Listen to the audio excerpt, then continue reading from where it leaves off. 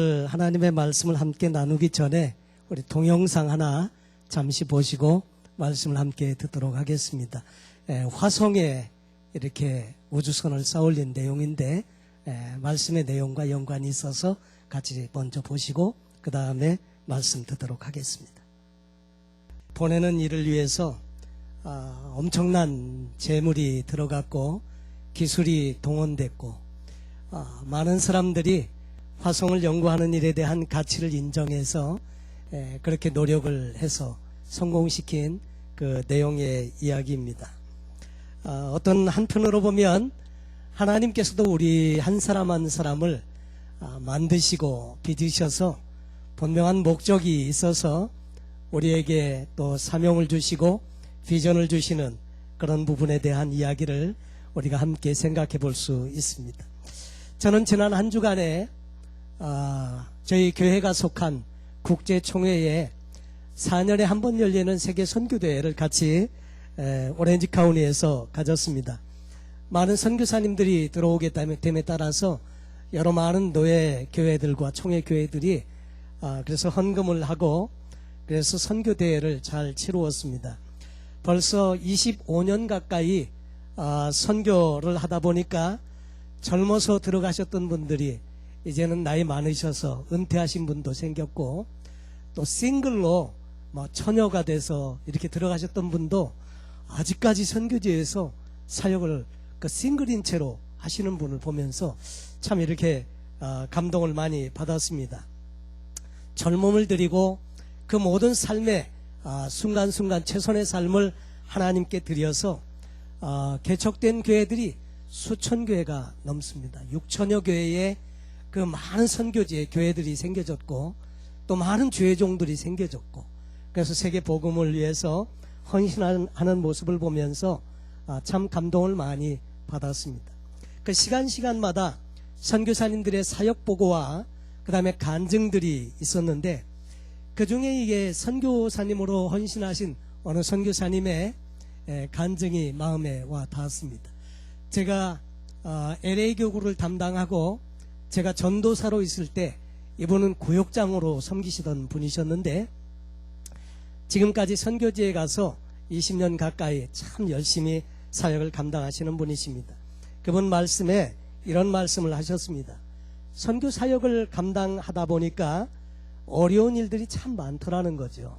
그 정부에서는 이렇게 저렇게 해서 건물도 뺏어가려고 막 이렇게 하고 그 다음에 또 여러 가지 불리한 법이나 이런 것들을 들고 나와가지고 참 어렵게 하는 때가 많았고 또 물질적으로도 참 힘들고 어려운 그 시간들이 많았는데 그럼에도 불구하고 자기가 끝까지 그 자리를 잘 지키고 지금 아름다운 선교의 열매를 맺을 수 있는 비결이 뭔가 생각해 보았더니 자기는 한 가지 그 사실을 분명히 했다는 거죠. 내가 왜 이 땅에 와 있는지 하나님의 부르심을 자기는 확실하게 붙들고 있었기 때문에 이때까지 어렵고 힘든 일이 많았지만 그럼에도 불구하고 하나님의 일을 잘 감당하고 지금까지 지내올 수 있었다고 그렇게 이야기를 하셨습니다.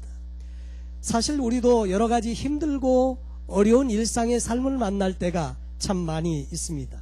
그때마다 우리에게 필요한 것이 있다고 하면 우리가 왜 이 땅에 존재하고 있는지 하나님께서 왜 나를 부르셔서 하나님의 자녀로 삼아주시고 이 땅을 살게 하시는지에 대한 분명한 콜링, 분명한 부르심에 대한 확신이 있을 때 우리도 오늘의 삶에서 하나님 의지하고 승리하면서 우리가 살아가고 또 이렇게 하나님께 쓰임받는 인생을 살게 되는 줄로 믿습니다. 오늘 저는 여러분과 함께 이 부르심, 나의 다메섹에 대한 이런 부분들의 의미를 생각해 보면서 함께 은혜를 나누고 싶습니다. 먼저 하나님의 부르심에 대해서 생각해 보고자 할 때 우리는 인생의 목적과 부르심의 의미는 예수님 만나야 그래야 우리가 분명하게 잘 알 수 있다고 하는 것입니다. 하나님께서 왜 저와 여러분을 불렀다고 생각하십니까? 그것은 먼저는 하나님께서 우리를 사랑하시고 구원해 주시기 위해서 저와 여러분을 부르셨습니다. 그래서 그 하나님의 부르심에 반응할 때 우리는 하나님의 자녀가 되어서 영원한 구원을 받고 하나님 나라의 상속자로 살게 되는 것입니다. 그런데 그것이 다일까요? 그렇지 않습니다. 그것도 물론 귀한 것이지만 또 한편으로는 하나님께서 나를 통해서 하실 일이 있으시기 때문에 그래서 우리를 부르셨다고 하는 것입니다. 이것을 다른 말로 말하면 우리는 사명이라고 합니다.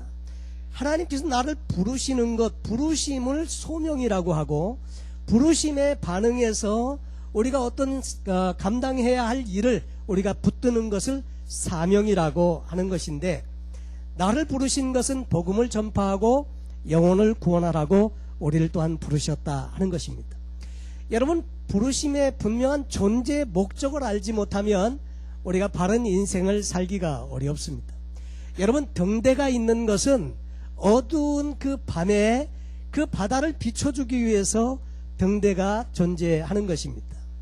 어느 등대에 등대지기가 있었습니다. 근데 어느 날 이제 등대에 이렇게 근무를 하고 있는데 밖에서 녹화하는 소리가 들려서 문을 열어보았더니 동네에 사시는 나이 많은 할머님 한 분이 거기 서 계셨습니다. 그러면서 하는 말씀이, 죄송하지만 내가 양식이 다 떨어졌다고, 그러니까 그 기름을 좀 나한테 좀 나눠줘서 그 기름을 좀 팔아서 그래서 좀 양식을 사면 안 되겠냐. 이 등대지기는 마음이 동정심이 발동이 돼서 그 기름 얼마를 퍼서 주었습니다. 그리고 얼마 있지 않아서 아는 친구가 찾아왔습니다. 자기 차에 이렇게 기름이 없어서 차가 움직이지를 못하는데 기름 좀 나눠달라고. 그래서 또 마지못해 기름을 나누어 주었습니다. 며칠이 지나지 않아서 아내가 찾아왔습니다. 아내가 찾아와서 애 학교 학비가 없어서 그러는데 좀 어떻게 좀 해봐달라고. 그래서 그 기름통에 그 기름을 몽땅 팔아가지고 아예 학교를 이제 학비를 보내게 되었다는 거죠. 그리고 그날 밤에는 기름이 없어갖고 등불을 밝히지 못했습니다. 그랬는데 그날 밤에 아주 심한 모진 비바람이 몰아치곤 했는데 그 다음날 아침에 동네 앞에 앞바다에 나가보니까 난리가 났더라는 거죠. 보니까 밤새 그 비바람이 몰아치는 밤에 어떤 배 한 척이 그 암초에 걸려갖고 좌초하는 바람에 수많은 사람이 죽었더라 하는 것입니다. 여러분, 이 등대지기는 불을 밝히는 것이 사명입니다. 그 일을 하지 못하면 등대로서의 아무 역할을 감당하지 못하는 것인데, 교회의 사명은 무엇인가? 그건 영혼 구원에 있더라 하는 거죠. 또 한편으로 저와 여러분의 사명에도 역시 그런 부분들이 복음적인 사명을 우리가 갖고 있다고 하는 것을 우리가 다 잘 알고 있습니다. 여러분, 하나님 앞에 구원받은 모든 사람은 다 사명자라고 성경은 우리에게 말씀합니다. 이것을 모르면 인생을 적당히 살다가 방향 감각 없이 살다가 후회하는 인생을 맞게 되는 수도 있다고 하는 것입니다. 여러분, 왜냐하면 인생의 목적과 방향을 잘 알지 못하면 인생을 바르게 살 수 없습니다. 내 인생에 그래서 문제가 생기게 되는 것입니다. 그래서 우리가 살아가면서 내가 왜 살아가고 있는지, 내가 무엇을 위해서 살고 있는지, 나는 지금 어디로 가는지 이것을 확실하게 알고 그렇게 살아가야 우리 하나님을 기쁘시게 하는 삶을 살 수 있다 하는 것입니다. 우리가 인생을 다 산 다음에 종래에 가서 내 인생은 이렇게 사는 것이 아니었는데 그리고 잘못 왔으니까 다시 한번 살아보면 안 되겠느냐고 이렇게 말할 수 없다는 것입니다. 여러분, 그때는 너무 때가 늦은 것입니다. 우리가 운전하고 가다가 길을 잘못 들면 돌아오면 됩니다. 유턴해도 되고 다음 익지세 내려서 다시 돌아와도 되지만 우리 인생은 그렇지 못하다고 하는 거죠. 그래서 지금이라도 우리 인생의 부르심에 대한 확실한 하나님의 부르심의 이유를 우리가 확인하고 제대로 방향을 잡고 그렇게 살아갈 때 복이 있는 인생을 살 수 있다고 하는 것입니다.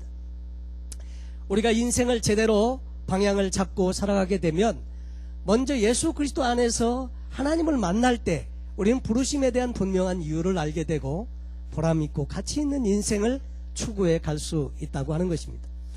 홍콩에는 필리핀에서 이렇게 그 돈을 벌기 위해 그 가정부 겸 식모 겸 해가지고 와가지고 일하는 여자분들이 많이 있다고 합니다. 남자들보다는 여자들이 생활력이 강해서 그렇게 해서라도 가족들을 먹여 살리고 그렇게 열심히 사는 사람들이 있는데, 이분들에게 있어서 유일한 그 희망, 그 참 소망이 뭐냐면 1년 동안 열심히 일해가지고, 그래가지고 돈을 모으면 그 돈을 모아가지고 이제 가족들을 위해서 선물도 사고, 그렇게 해서 1년에 한 번 고향을 방문해서 휴가를 보내고 오는 것입니다.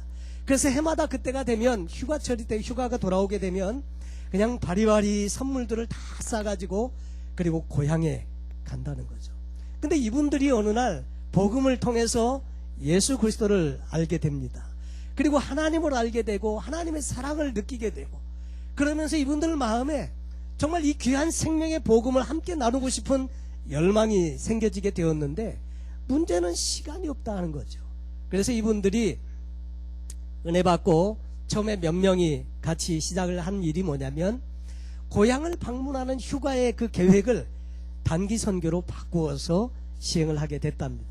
점차 동참하는 사람들이 많아지고, 그래서 이제 몽골을 방문하면서 해마다 복음을 전했는데, 그래서 이분들에 의해서 세워진 교회가 더 호흡 처치라고 하는 교회가 세워졌고, 한편에 이 몽골에 있는 그 성도들은 은혜를 경험하고 또 받다 보니까, 우리가 이 은혜를 우리만 소유해서는 안 되겠다. 옛날에 우리의 선조들이 징기스칸과 그 군대들이 말을 이끌고 세계 정복의 길을 침략자의 모습으로 해서 세계를 막 정복하고 갔는데, 우리가 이제는 그 길을 쫓아가면서 우리는 복음을 전하자, 그렇게 해가지고 그 일을 위해서 헌신하고 기도한다는 그런 이야기를 듣게 되었습니다.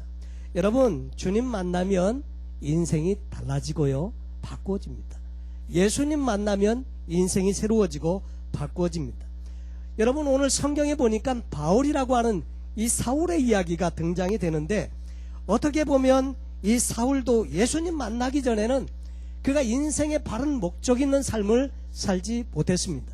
사실 이 사울이라고 하는 사람은 예수 믿는 사람들을 핍박하고 박해하고 잔멸하고 그랬던 사람입니다. 성경에 보니까 그 스데반이라고 하는 집사님을 사람들이 돌로 쳐 죽일 때, 그 뒤에서 돌로 쳐 죽이는 일에 참여한 사람들의 겉옷을 맡아가지고 뒤에서 배우 조종하고 그 사람들을 선동했던 사람이 이 바울이라고 하는 사람인 것을 알게 됩니다. 그리고 또 다른 곳에 보니까 계속해서 예수 믿는 사람들을 이 예루살렘에서 붙들어 가지고 옥에도 가두고 핍박하고 박해하고, 지금 성경 본문에도 보니까 다메섹이라고 하는 동네에 멀리 떨어져 있는 곳인데, 이곳까지 대제사장으로부터 공문을 받아가지고 예수 믿는 사람들을 붙잡아서 감옥에 가두기 위해 다메섹을 향해서 가고 있었을 때에 사건이 일어나게 되었습니다. 그가 길을 가고 있을 때 갑자기 환한 빛이 자기를 비추게 되고 음성이 들려오는데 그 자리에서 꼭 부러졌습니다. 엎드려서 듣자 하니 이런 음성이 들려오게 됩니다. 사울아, 사울아, 내가 어찌하여 나를 핍박하느냐? 사울은 영문을 몰랐습니다. 뭘 핍박한다는 말인가? 그래서 엎드려서 이렇게 말했습니다. 주여, 뉘시오니까? 그때 다시 음성이 들리기를, 나는 내가 핍박하는 예수라. 내가 일어나 성으로 들어가라. 행할 것을 내게 이를 자가 있느니라. 그런데 그 음성이 들려지고 사울은 앞이 안 보이는 거예요. 여러분, 이런 황당한 경우가 어디 있습니까? 어느 날 갑자기 길을 가고 있는데 환한 빛이 비치고 그 다음에 음성이 들리고 깨서 일어났는데 눈이 안 보이는 거예요. 그리고 하나님의 음성을 들은 대로 할 수 없이 이제 사람들의 인도를 받아가지고 다메섹 성에 들어가서 식음을 전폐합니다. 먹는 것도 먹지 않고 마시는 것도 마시지 아니하고, 그리고 식음을 전폐하고 기도하면서 기다리고 있습니다. 이 사울은 그때 모든 것이 혼란스러워졌습니다. 도대체 이게 무슨 일이 이렇게 일어난 것인가? 사실 이 사울이라고 하는 사람은 예수 믿는 사람들을 핍박하고 박해한 것이, 그것이 하나님을 잘 섬기는 일이라고 믿었기 때문에 그렇게 했습니다. 어느 날 보니까 예수라고 하는 이단이 생겼는데, 이 사람들이 율법을 안 지켜도 된다고 하고 막 이러니까 이 사람들을 없애는 것이 하나님 일이라고 생각하고 열심히 그렇게 하고 있었던 거거든요.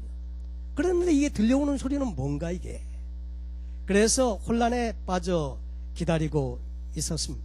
한편 하나님은 다메섹에 사는 아나니아라고 하는 사람에게 또 찾아오셔서 이렇게 말씀하십니다.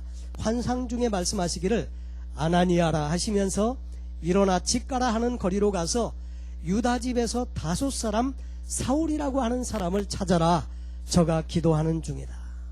저가 아나니아라고 하는 사람이 들어와서 자기에게 안수하여 다시 보게 하는 것을 보았느니라. 이 이야기를 듣고 이제는 아나니아가 혼돈에 빠지게 됩니다. 그러면서 말하기를 주여 이 사람에 대하여 내가 여러 사람에게 듣사온즉 그가 예루살렘에서 주의 성도에게 적지 않은 해를 끼쳤다 하더이다. 여기서도 주의 이름을 부르는 모든 자들을 결박할 권세를 대제사장한테 받아가지고 지금 왔다고 하는 이야기를 들었습니다. 그때 주님께서 말씀하시기를 가라. 이 사람은 내 이름을 이방인과 임금들과 이스라엘 자손들 앞에 전하기 위하여 택한 나의 그릇이니라. 그가 내 이름을 위하여 해를 얼마나 받아야 할 것은 내가 그에게 보이리라. 주님의 말씀은 그가 과거에는 그런 사람이었지만 그 사람은 이제 이방인들을 위해서 임금들을 위해서 이스라엘 백성들 앞에서 이 예수 그리스도의 복음에 대해서 증거할 증인으로 택함받은 그릇이라는 거예요. 그래서 할 수 없이 아나니아는 말씀을 듣고 순종해서 이제 사울에게 찾아가게 됩니다. 그 17절로 18절에 있는 말씀에 아나니아가 그 집에 들어가서 그에게 안수하여 가로되 형제 사울아 주 곧 내가 오는 길에서 나타나신 예수께서 나를 보내어 너로 다시 보게 하시고 성령으로 충만케 하신다 하고 그에게 안수할 때 눈에서 비늘 같은 것이 벗겨지고 다시 보게 되었다 말씀하고 있습니다. 그래서 즉시로 일어나서 세례를 받습니다. 그리고 음식을 먹고 강건하여지니라. 그리고 난 다음에 즉시로 각 회당에서 예수의 하나님의 아들 되심을 전파합니다. 이러니까 이제 또 유대인들이 혼란에 빠지게 되었습니다. 왜냐하면 그 전까지 며칠 전까지만 해도 이 사람은 지금 대제사장에게 공문을 받아가지고 예수 믿는 사람들을 잡아가지고 오게 가두기 위해서 이렇게 왔는데 이제 이 사람이 무슨 일이 있었는지는 모르지만 갑자기 나타나서 그 예수를 막 하나님 아들이라고 증거하면서 다니는 거예요. 유대인들이 헷갈렸습니다. 그러면서 혼돈에 빠지게 되었는데 여러분 사도 바울이 어떻게 이렇게 갑자기 새로운 존재가 되었습니까? 이 사람이 예수님 만나니까 복음의 모든 내용들이 얽혀지지 않은 해결되지 않은 복음의 내용들이 실마리가 쫙 끼워진 겁니다. 그러면서 예수를 재인식하게 된 것입니다. 그리고 하나님의 뜻과 계시가 쫙 연결되는 것을 경험을 하게 되었고 그래서 예수가 하나님의 아들이라고 이제는 선포하면서 다니게 된 것입니다. 여러분 우리도 예수님 만나기 전에는 우리가 하나님의 그 계획을 잘 알 수 없습니다. 우리가 예수님 만나기 전에는 내 인생의 진정한 의미를 모른다 하는 거죠. 여러분의 다메섹은 어디십니까? 사도 바울이 경험했던 이 다메섹, 저와 여러분에게도 분명히 있었을 텐데 여러분의 다메섹은 어디십니까? 이 예수님을 만난 확실한 체험이 과연 있으신지요?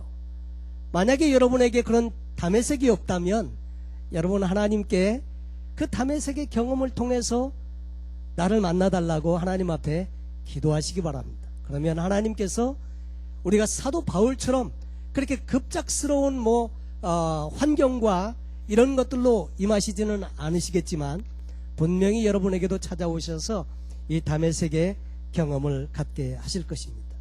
여러분 이 사건, 예수님 만나는 사건이 필요합니다.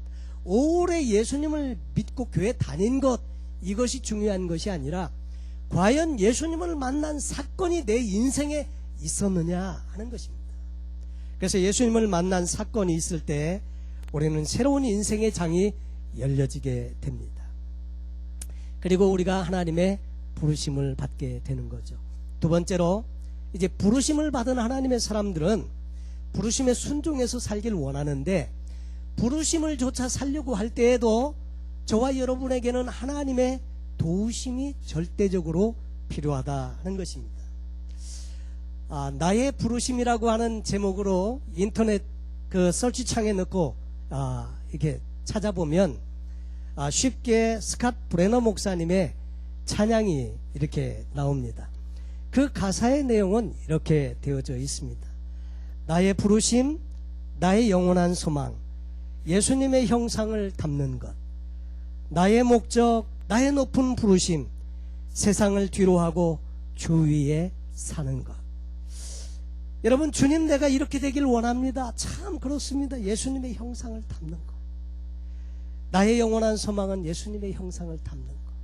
나의 높은 부르심은 세상을 뒤로하고 주님을 위해서 사는 것. 여러분, 이렇게 우리가 찬양하는데, 그런데 우리 자신을 돌아보면 말뿐인 자신의 모습을 보고 실망하게 되고 좌절하게 되고 낙심하게 되는 경우가 종종 있습니다. 정말로 그렇게 살기를 원하지만 그것이 결심이 오래가지 못하는 때가 참 많습니다. 그래서 포기하고, 그래서 적당하게 세상과 타협하면서 살아가는 경우가 있습니다. 그래서 우리가 부르심을 받고 살아갈 때에도 우리에게는 하나님의 일상적인 은혜가 절대적으로 필요하다 하는 것입니다. 왜냐하면 우리 힘으로는 그렇게 살아갈 능력이 없기 때문에 그렇다 하는 거죠. 여러분, 나의 믿음을 지키는 일도 쉽지 않습니다. 살다 보면 어려운 일들이 경험되어지고 환경이 어렵고 힘들면 신앙의 회의도 오고요, 의심도 생기고요, 과연 그런지, 하나님은 살아계신지, 내가 정말 제대로 가고 있는지 마음에 많은 궁금점들이 생겨나게 됩니다. 그 이유는 우리의 믿음이 연약하기 때문이기도 하지만 마귀 사단이 우리가 그냥 믿음을 지키고 잘 살아갈 수 있도록 가만히 내버려 두지를 않습니다. 그래서 우리의 마음에 찾아와서 회의를 심어주고 또 낙심도 심어주고 좌절도 심어주고 절망케 하기도 합니다. 여러분, 우리 사람이 살아가면서 열정기가 있습니다. 열정이 있고 막 감격이 있어서 구원의 감격을 가지고도 열심히 사는데 좀 지나다 보면 권태기라고 하는 것이 있습니다. 그래서 권태기가 찾아오면 신앙이 시들해지고, 그렇게 지나다가 보면 그냥 계속 그냥 놓아두면 나중에 침체기라고 하는 것이 옵니다. 그래서 하나님이 정말 살아계신 건가, 이런 생각이 들 정도로 신앙의 침체가 옵니다.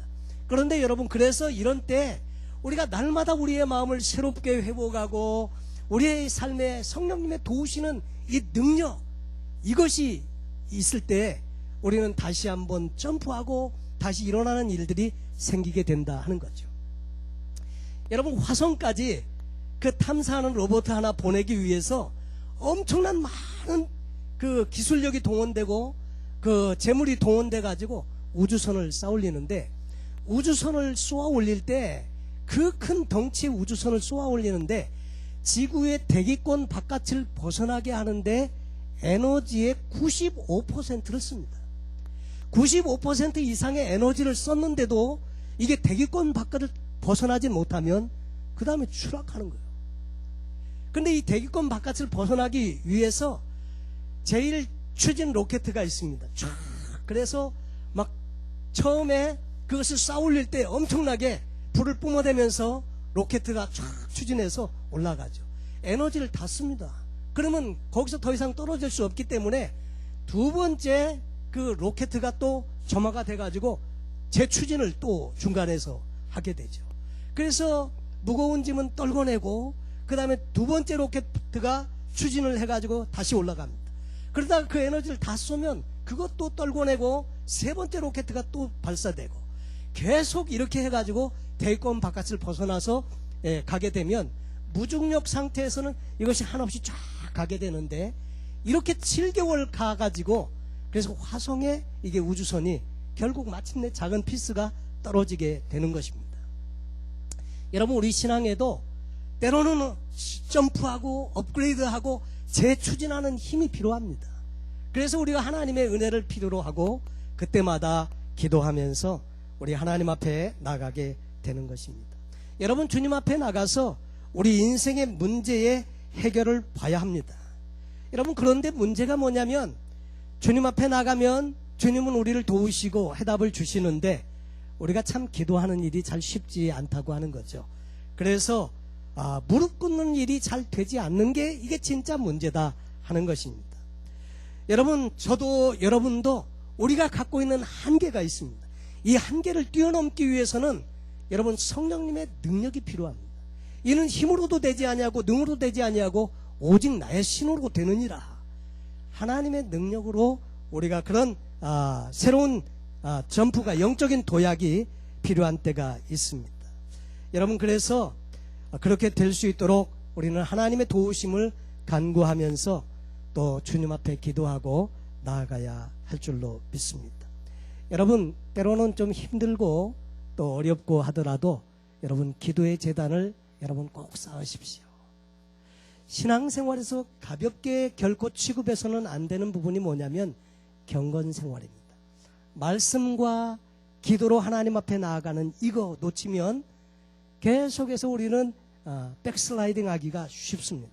그런데 그때마다 주님께 기도하고 말씀을 의지하고 이 말씀 그대로 믿고 주님께 나아가면 하나님께서 일하시고 역사하시는 현장을 우리가 경험하게 되는데, 여러분, 그래서 정말 때로는 교회 나오시지 못하시더라도 집에서라도 시간을 정하셔서, 또 때로는 직장에서라도 그 시간을 내셔서 하나님 앞에 기도하시고 말씀으로 여러분 지배를 받는 이 두 번째 삶에 정말 하나님의 능력을 여러분 공급받는 이런 신앙이 필요하다 하겠습니다. 세 번째로, 우리의 일상의 삶에서 우리는 부르심에 순종하면서 사는 것이 필요합니다. 많은 사람들이 이렇게 말을 합니다. 나에게 어떤 좋은 환경이 주어지면, 시간이 나고 또 돈이 많이 물질이 생겨지면 그러면 하나님 일을 크고 멋지게 할 수 있을 텐데, 또 선교사님들도 많이 후원하고 예배당도 멋있게 건축하고 가난한 사람들도 많이 돕고 할 일은 많은데 하나님은 왜 내게 돈을 주시지 아니할까, 이런 궁금증을 가질 수 있습니다. 근데 정말 그럴까요? 여러분, 한번 생각해 보면 돈이 많아진다고, 시간이 많아진다고 과연 그렇게 될 수 있습니까? 여러분, 우리 인간은 그런 존재가 아니라고 이야기를 합니다. 사람에 대한 비관적인 견해를 가지고 있는 경우도 있지만 사람은 사실 그럴 능력이 별로 없습니다. 어떤 책의 저자의 말에 공감하는 것이 있는데, 그것은 사람들이 돈이 없어서 쩔쩔맬 때 돈이 많아지면 행복해질 것이라고 믿는다고 합니다. 근데 실제로 당분간은 그럴 수 있습니다. 정말로 경제적인 어려움 때문에, 그것 때문에 씨름하고 있을 때 그 문제가 해결되면 그때만큼은 행복하고 또 해방감에 기뻐하고 이럴 수 있다는 거죠. 그러나 조금 지나면 다른 문제가 또 생긴다는 것입니다. 그래서 계속해서 더 많이 가져도 행복해지지 않고 더 많이 누려도 행복해지지 않는 이유는 바로 그런 데 있다고 합니다. 행복의 기준이 달라지기 때문에. 그러므로 여러분, 상황이 달라지면 행복하고 환경이 바꿔지면 믿음도 좋아질 것이라고 하는 것은, 그것은 큰 착각이라고 하는 것입니다. 없을 때라도, 부족할 때라도, 모자랄 때라도 작은 것이라도 하나님 앞에 드리고 헌신할 수 있으면, 그런 환경을 주실 때 그런 사람은 얼마든지 헌신하고 그렇게 복이 있는 인생을 살 수 있지만, 그러나 그렇지 못한 경우는 있어도 그 일이 잘 안 된다고 하는 것입니다. 그래서 바로 지금 오늘 우리의 주어진 삶의 현실에서 하나라도 충실하면서 그 오늘 우리의 부르심에 그 순종하면서 사는 삶이 필요하다 하는 것입니다. 그럴 때 하나님께서 우리를 통해서 일하시고 역사하신다는 거죠. 이번 선교대회에 선교사님들과 우리 목회자들을 위해서 강의를 했던 그 마원석 교수님이 있었습니다. 이분은 선교학을 전공하신 분이신데, 부산의 어떤 교회에 방문하셔서 말씀을 전하고 또 목사님의 그 식사 대접을 받게 되었는데, 식사가 끝난 다음에 그 목사님께서 이 시대에 가장 훌륭한 선교사님 한 분을 소개해 주겠다고 이야기를 하면서 이야기를 시작하시더랍니다. 그러면서 루이스 리차드라고 하는 미국 사람에 대한 이야기를 해 주었는데, 이분은 6.25 전쟁 때 미군으로 참전을 하게 되었다고 합니다. 근데 전쟁을 하는 중에 부상을 당해서 본국으로 다시 이제 돌아가게 되었고, 그래서 샌프란시스코에 돌아와서 이제 결혼도 했고 자녀도 낳고 가정을 꾸미면서 보험을 팔면서 살고 있었습니다. 근데 이분은 크리스찬이었는데 어느 날 기도하는데 자꾸 그 부산에 그 헐벗고 굶주린 그 학생들, 젊은 영혼들이 자꾸 눈에 떠오르면서 참 이게 많이 부담을 갖게 되었답니다. 그래서 잠도 못 자고 괴롭고, 그래서 아내에게 이야기도 해보았습니다. 나중에는 목사님께 말씀을 드렸더니 혹시 선교 일에 하나님께서 쓰실지 모르니까 교단 선교부에 연락을 해보라고 연락처를 주었습니다. 그래서 교단 선교부에 연락을 해보았더니 교단 선교부에서 말하기를 혹시 신학 공부하셨습니까? 공부한 적 없는데요. 그렇다면 우리가 당신을 선교사로 파송할 수 없습니다. 이렇게 말을 했습니다. 그래서 이분은 오히려 기뻐하면서 이거 보라고, 나는 자격이 없다고 그러지 않냐고 그러면서 오히려 기뻐가지고 집에 돌아왔는데, 문제는 계속해서 그 부담감을 지울 수가 없는 겁니다. 그냥 잠도 못 자고 밥도 못 먹고, 그래서 너무 힘들어서 아내하고 상의하고 기도한 후에 한국을 가게 되었습니다. 부산으로 오게 되었는데 이분을 알아주는 사람이 아무도 없습니다. 이분은 아무도 모르고 있고 준비된 것도 아무것도 없습니다. 집을 빌려가지고, 그래서 이제 집에 살면서 길거리에 나가서 젊은 아이들을 다 불러다가 밥도 음식도 해가지고 먹이고, 그러면서 복음을 전하고 기도해주고 섬기곤 이렇게 했었습니다. 그래서 많은 청소년들이 와가지고 은혜도 받고 예수님도 영접하고 그렇게 했었는데, 이분은 신학도 공부한 분도 아니고 그냥 평신도로 와서 복음을 전하는 것입니다. 그랬는데 그 모임에 빠지지 않고 계속해서 오는 젊은 학생 하나 있었답니다. 계속 꾸준히 오고 그러더니 나중에 이제 목사가 돼서 하나님 일에 헌신을 하게 되었는데, 그래서 그 젊은 학생을 통해서 하나님께서 어떤 일을 하셨느냐면, 그 목사님이 나중에 세계의 가장 큰 교회를 담임하는 목사님이 되었다고 하는 것이죠. 조용기 목사님에 대한 이야기입니다. 그런데 그분에 대해서는 세계에서 가장 훌륭한 또 교회를 섬기는 목사님으로 알고 있지만, 그분을 그렇게 전도해서 예수 믿게 한 그 루이스 리차드라고 하는 선교사님에 대해서는 거의가 다 모르고 있다고 하는 거죠. 그러면서 그 목사님께서 그렇게 말씀을 하시더랍니다. 그분이 이 시대에 가장 훌륭한 선교사라고 자기는 생각한다고 이야기를 하면서 그 이야기를 소개해 주더랍니다. 아직도 이분은 90 몇 세의 고령으로 샌프란시스코에 살고 계시다고 하는데, 여러분, 이 이야기는 누구나 다 선교사로 가야 된다는 이야기가 아닙니다. 우리의 삶의 현장에서 그 일이 무슨 일이든지 하나님께서 저마다 우리에게 부르심을 주셨는데, 이 부르심의 분명한 목적을 발견하고 그 일에 헌신할 때 하나님은 우리를 통해서 놀라운 일들을 이루시고 행하시더라 하는 것입니다.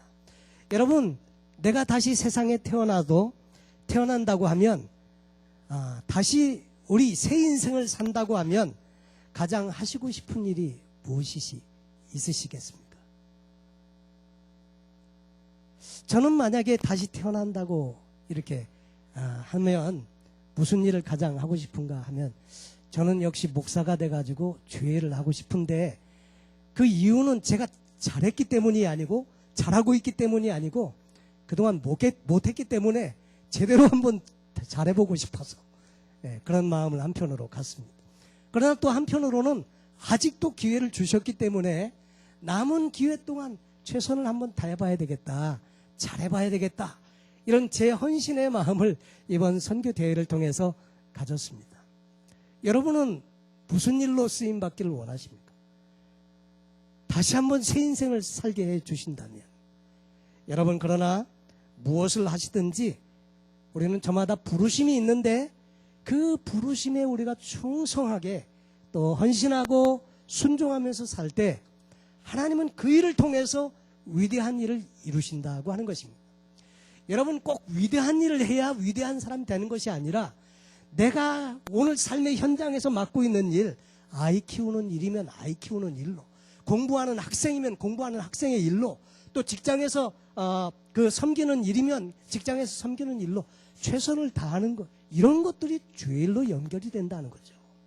주의 일 따로 세상 일 따로가 아닙니다. 우리 믿는 사람들에게는 주의 일이나 세상 일이나 다 매일 밤 같은 일이라는 거죠. 그래서 그 부르심에 헌신할 때에 우리를 통해서, 하나님은 우리를 통해서 일하시고 역사하신다 하는 것입니다. 요즘 많은 경우에 경제적으로도 힘들고 어렵고 그렇습니다. 그렇지만 부르심을 따라서 살 때 우리도 역시 삶의 어려움을 이기고 극복하고 승리하면서 살 수 있습니다. 사도 바울도 보면 이 복음 전하는 일 때문에 얼마나 많은 고난이 있었는지 모릅니다. 죽을 고비도 여러 번 넘겼습니다. 사람들이 돌로 쳐서 죽었는 줄로 알고 그리고 버려두고 갔는데 그 돌구덩이 속에서 살아나온 사람이 이 바울입니다. 우리 같으면 그 정도 했으면 이제 그만해야 되겠다 이럴 수도 있는데 사도 바울은 그렇지 않습니다. 복음을 위해서 생명을 겁니다. 여러분 바다에서 빠져 죽을, 풍랑 가운데서 죽을 위험도 여러 번 겪었습니다. 동족들에 의해서 살해 위협도 여러 번 받았습니다. 그렇지만 그럼에도 불구하고 사도 바울은 자기의 부르심의 확실한 목적을 알았기 때문에 끝까지 복음을 붙들고 최선의 삶을 살 수 있었던 것입니다. 여러분 오늘 우리의 삶에도 어려움이 있고 힘든 일들이 있지만 하나님께서 우리를 부르심의 이유와 목적을 분명하게 알면요, 우리는 담대하게 이기고 승리할 수 있습니다. 여러분 사실 우리가 사도 바울처럼 그런 고난을 당한 것 거의 없습니다. 우리는 너무나 연약할 때가 많죠. 살다 보면 조금만 어려워도 너무 힘들어서 세상이 전부 다 그냥 나를 방해하는 것 같이 느껴지게 되고 좌절하고 낙심에 빠지기 쉬운데 여러분 확실하게 여러분의 부르심의 소명을 확인하십시오. 그러면 우리가 굳건하게 우리가 환경에 지배를 받지 아니하고 복음으로 설 수 있습니다. 결론적으로 말씀을 드리고 마칠까 합니다. 우리가 예수를 만나야 인생의 의미와 목적을 찾을 수 있고 부르심의 확실한 소명을 받을 수 있습니다. 그리고 두 번째로 부르심을 쫓아 살려고 할 때 성령님의 도우심이 필요하다고 했습니다. 그래서 우리가 절대적으로 놓칠 수 없는 경건의 삶을 위해서 우리가 정말 투자하고 경건의 삶을 위해서 기도하며 말씀의 지배를 받는 이 기본적인 베이직을 철저하게 잘 해야 한다고 말씀을 드렸습니다. 세 번째로 우리의 일상의 삶에서 우리를 부르시는 부르심에 순종하면서 사는 것이 필요하다고 말씀을 드렸습니다. 여러분 우리 앞에 어떤 장애물이 놓여 있든지 여러분 그 장애물을 뛰어넘으시기 바랍니다. 그리고 하나님 다시 한번 영적인 도약이 있게 해 주옵소서. 그러면서 하나님의 은혜를 구하시고 그 장애를 뛰어넘으실 수 있게 되시기를 바랍니다. 기도하면서 성령님의 인도를 받으십시오. 성령님은 지금도 살아계시고 저와 여러분과 함께 하십니다. 지금도 성령님은 우리 안에 계시고 지금도 이 자리에 함께 계십니다. 일상의 삶에서 그분을 의지하십시오. 그리고 오늘 나를 부르신 부르심의 이유가 무엇인지, 내가 받은 소명은 무엇이고 내가 받은 사명은 무엇인지 다시 한번 여러분 마음 가운데 여러분의 부르심을 확증하십시오. 그리고 그 부르심을 굳건하게 붙드시고 어떤 환경에 위협과 어려움이 있더라도 마침내 승리하셔서 귀하게 쓰임 받으시는 복된 저와 여러분 되시기를 예수님의 이름으로 축원합니다. 기도하겠습니다. 하나님 아버지 감사합니다. 오늘 우리를 불러주신 것은 하나님의 은혜인 줄로 믿습니다. 오늘도 그 부르심의 분명한 목적과 이유를 깨닫고 우리가 복음 안에 든든하게 서서 흔들림이 없는 복된 삶을 살게 해 주옵소서. 오늘도 우리 성도님들의 일상의 삶에서 힘들고 어려운 일들이 많이 있습니다.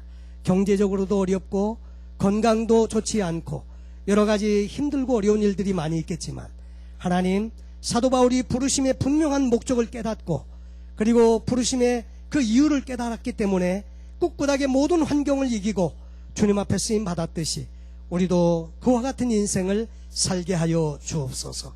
도와주시옵시고 성령님의 역사를 경험케 하여 주시옵소서. 감사하며 예수님의 이름으로 기도하옵나이다.